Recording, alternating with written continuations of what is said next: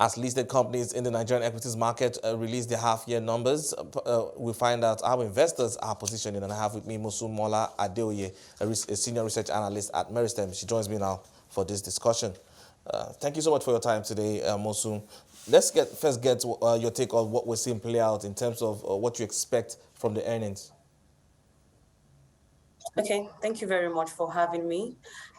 So for the Nigerian equities market, a couple of companies have released their half-year results, and we're expecting quite bullish performance from oil and gas companies, from telecoms, as well as even consumer goods across sectors. This is feeding from the fact that some of these companies have strong fundamentals. Yes. But are you expecting, you're saying you expect strong fundamentals, strong results here, but looking at the operating environment and what we've seen play out so far in the first half of this year, has been quite a topsy-turvy year if you look at things. Yes, that's right. So far this year, it's quite topsy-turvy, just like you said. However, we saw that the Nigerian equities market for the first as well as the second quarter closed in the positive region. Although I know that for the past few weeks, there has been general bearish sentiments on the equities market, and even however, but nonetheless, we'll see that last week the equities market closed in the positive region. There are still positive sentiments surrounding some indexes. One is the oil and gas index, for example, and this is largely feeding from the fact that we have high prices of oil, high prices of energy, and how this is filtering into, impacting their profitability margins and spurring buying interest amongst investors. We also have the fact that there are low stock prices on indices like, the banking index, for example, the consumer goods index, for example.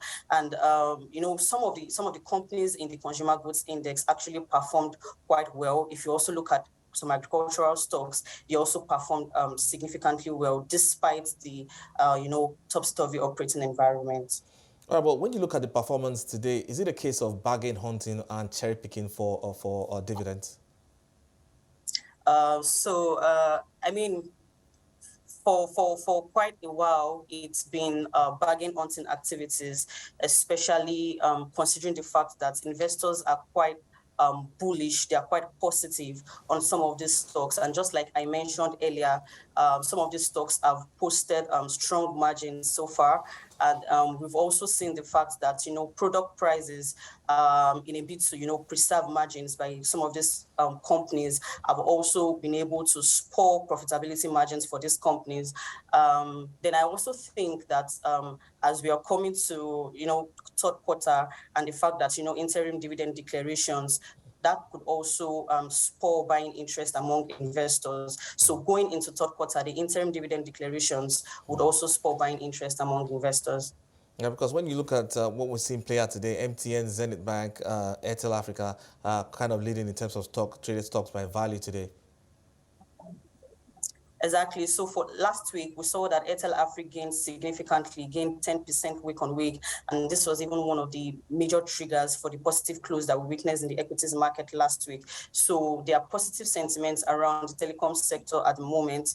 Well, not necessarily because there are significant events around that sector as at the time, but we see that investors are quite positive about it. And then we also see that the sector now has recorded significant growth. Yeah, but when you look at the year-to-date performance of the market, do you think we can sustain that momentum to the full year? Yes, I think the equities market can sustain this bullish sentiment for the rest of the year. For a fact is that coming into the year, the equities market was quite bullish, and as at the first quarter and even in the second quarter, we saw that positive sentiment in the equities market. And also when we come into the fixed income space, we'll see that although rates increased at some point, but it has remained generally low. And, investors considering that space would still want to attune to the equities market in order to take advantage of the gains in the equities market. And I think that in addition to that,